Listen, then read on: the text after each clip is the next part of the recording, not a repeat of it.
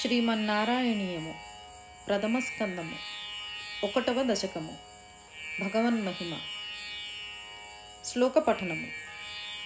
సాంద్రానందావబోధాత్మకం అనుపమితం కాలదేశావధిభ్యాం నిర్ముక్తం నిత్యముక్తం నిగమ శతసహస్రేణ నిర్భాస్యమానం అస్పష్టం దృష్టమాత్రే పునరురు పురుషార్థాత్మకం బ్రహ్మతత్వం తత్తావద్భాతి సాక్షాత్ గురుపవనపురే హంతభాగ్యం జనానాం.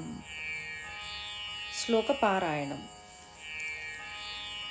సాంద్రానందావబోధాత్మకం అనుపమితం కాలదేశావధిభ్యాం